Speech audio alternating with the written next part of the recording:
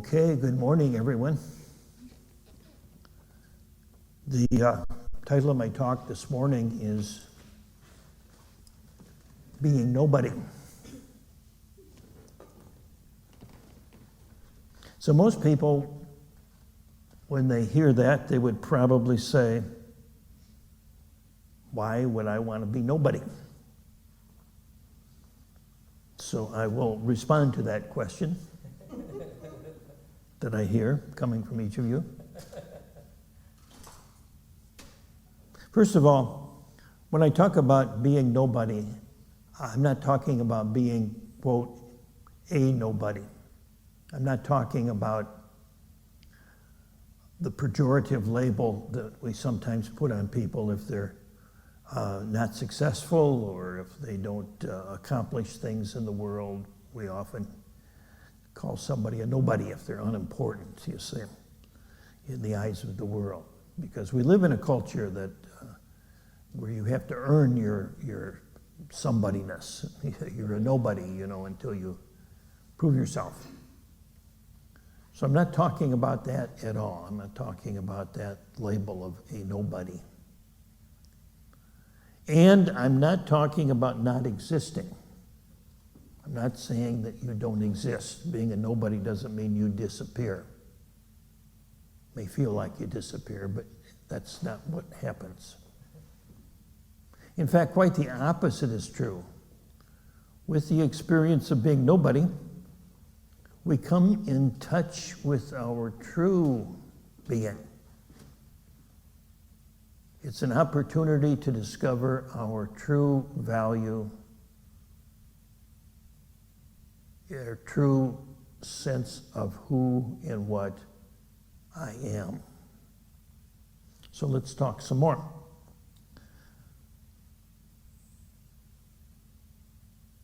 Let's start from the beginning. Babies, when you're born. Babies are nobody, right? I don't know a baby yet that has a big ego that tries to impress anybody. Babies are just themselves. They're absolutely nobody in particular. They don't want to be anybody in particular other than who they are in this very moment. And yet everybody, or virtually everybody, loves a baby. We love a baby because they're just themselves. They're authentically nobody. A baby is authentically nobody. They're not trying to prove anything. There's no facade. I remember reading a story once about the philosopher William James, who, upon a friend saying, "Oh, I just had a baby, come here and take a look at my new baby." And he did, and he looked at the baby and he smiled and he nodded and he says, yes, he seems to be a very competent baby. So, we chuckle at that because babies don't try to be competent. Now, adults try to be competent, but babies don't, because adults are busy trying to be somebody. Babies aren't. And yet they radiate this essence that attracts almost everyone to him or her. Just bring a newborn baby into a room full of adults, and they'll turn into infants themselves, So we are born nobody in particular, but very soon, very quickly, our parents and our family are eager to tell us who we are. We go into what teacher Ram Dass used to call somebody training. We become somebody. This is who you are, So you're a boy or you're a girl. That makes a big difference, right, in your somebodyness. You're black or you're white or you're tan or you're yellow or red or whatever. And there's a big somebodyness there. You're Catholic or you're Jewish or you're atheist or you're whatever. That's a thing there too. Not as much as it used to be, but it's still Our values are given to us by our parents. Our parents teach us who we are in very profound and subtle ways, perhaps in spite of themselves, because it's just quite instinctual for an infant to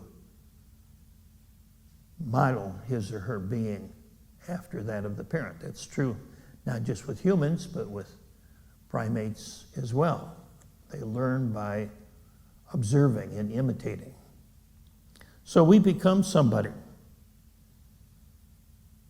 We become good, bad. We become intelligent or not intelligent, the hero or the problem child or whatever. You know, we have all of these layers of identity.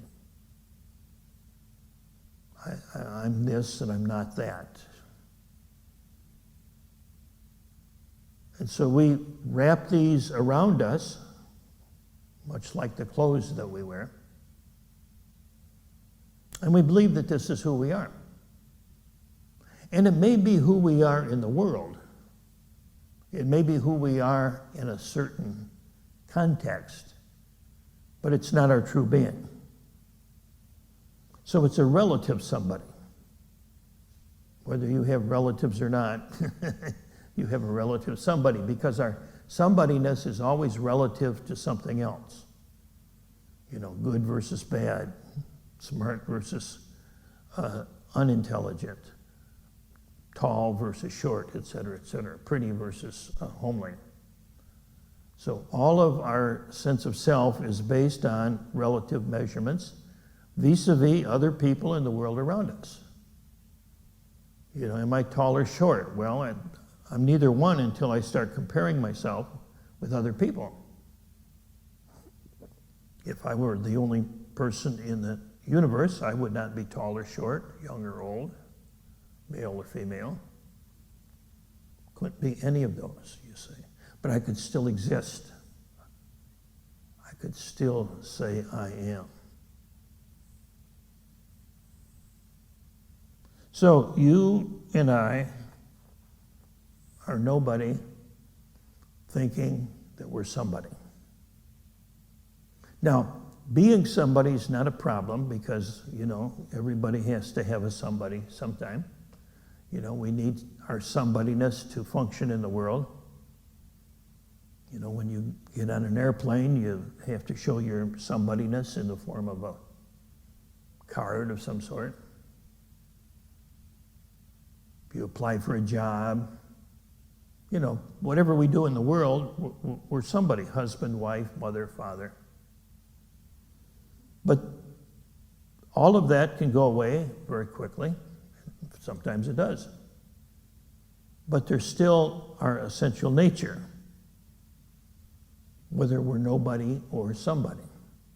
We still have that essential nature. But in our culture, we've been living for a long time on a premise that was articulated by the philosopher René Descartes almost 400 years ago, 350 years ago, I think it was. And he wrote in his ruminations, he started out doubting his own existence, because actually he was trying to prove the existence of God. At first he wanted to prove his own existence. And he said, how do I know I exist? And he says, well, I'm thinking right now. I exist, so I must exist. There must be somebody here thinking or asking that question, do I exist? So I think, therefore I am. I exist because I think. Maybe he even said, I think. I exist because I think. I don't know. But in the Western world, our entire sense of self is based on thought. Who am I if I'm not thinking? In this moment, in this instant, without thought, just myself, there's no words. And yet I very much exist. And you very much exist, whether you're thinking or not. In fact, you're much more aware of your existence when you're not thinking. For example, when we're sleeping, we're nobody. But we're not consciously nobody, we're unconsciously nobody. But there's nobody when we're thinking, right? Until maybe we have a dream, then we become somebody. But we're not the same somebody that we were when we went to sleep at night. We're a different somebody in that dream. And that somebody suddenly goes away when the alarm goes off. Poof, it's gone. And then another somebody comes into being. And we say, this is the real somebody. That was just a dream somebody. But this somebody is just as relative as the dream somebody was. That somebody existed only while we were sleeping and dreaming. This somebody exists only while I'm thinking. Which perhaps in some systems is another form of dreaming. So letting go, however, whether we're real or not, our sense of somebodyness is a comfort zone as well. Because when we let go of that, it can be rather frightening. There's an exercise I used to do with my students when we were working on death and dying as the topic.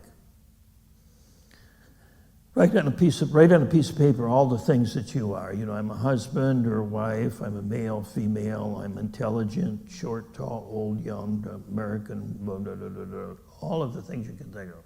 Grandparent, I'm intelligent, I'm not, I'm pretty, I'm not, or whatever,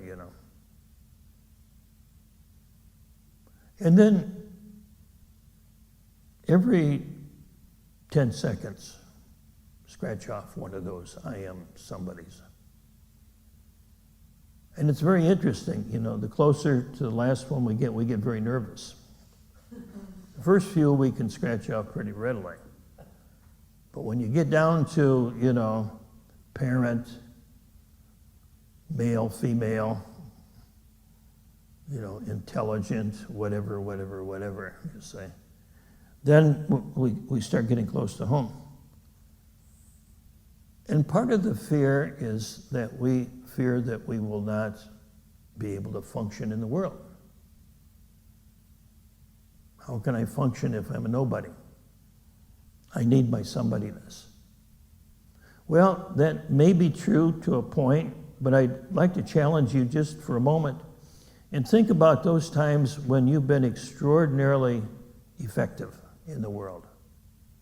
Those times when you've made creative breakthroughs. Those aha moments, those epiphanies, those times when you've said, wow, who was that? Who said that? Where was your somebodyness? It wasn't there. You see. We can't think our way into creativity. We can't think our way into true genius, true knowing. In fact, quite the opposite. Only when we let go of it does that true nature begin to reveal itself. It's like the sun behind the clouds. Only when the clouds are gone do we fully perceive the sun. And in that sense of nobody-ness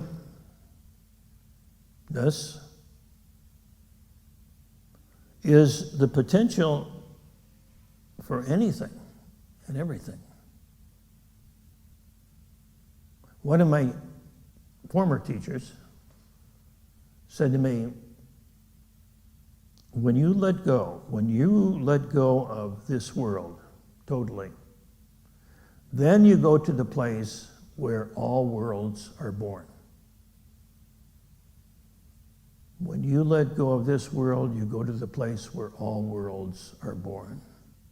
When you let go of this somebody, you go to the place where all somebodies arise. It's that potential, that pure potential that is you. And in knowing this, all fear vanishes. Because we know, we live in a place that we have the potential to create, to do, to be whatever we need to know, to do, to be. And when this happens, all fear vanishes. What can be hurt? There's nobody here. Nobody here to be hurt. And all suffering vanishes. You know. The Buddha, Gautama the Buddha, taught, cling to nothing as self. It's one of the key principles in Buddhism, is anatta, or not self. In other words, having a self leads to suffering. No self, no suffering. Being somebody leads to suffering because that somebody is vulnerable, is needy, and is dependent upon the world around it. Cling to nothing as self. Letting go of this identity, you can be whoever you need to be in the moment. You can function in the moment in whatever way needs to happen because you're not confined to a particular self. You're not stuck to one set of clothes. You have an entire wardrobe you can step into. You align with a very deep power, a universal power. In the Christian tradition, Jesus referred to this as the Father within, the Father being the origin, the source of our own being. And he said, it is not I, but the Father within that does the work. It is not I, but the Father within, the true nature within. He said, I'm only the delivery system. Don't worship me. It's the Father within. Me and within you as well. So anything you need, whatever you need to know, do, be, is latent within you. And ironically, when we need something, when we're ready to do something, we typically grab a hold of our somebodyness to do it with. And we're really more effective if we can let go of that somebodyness and become nobody. Be nobody, do what you need to do, and then let go of all results. Become nobody, do what you need to do, and let go of all results. There's freedom. And there's freedom from suffering. And there's also great power, great possibility for being in the world in a way that is effective. So I will close with this quote from the late, great Kalu Rinpoche, who was a renowned and respected teacher from the Tibetan Buddhist tradition. He says, you live in illusion and in the appearance of things. You live in illusion and in the appearance of things. There is a reality. You are that reality. You are that reality. When you understand this, you see that you are nothing. When you understand this, you see that you are nothing. And being nothing, you are everything. Being nothing, you are everything. And then he said, that's all I have to say. That's all I have to say. Thank you.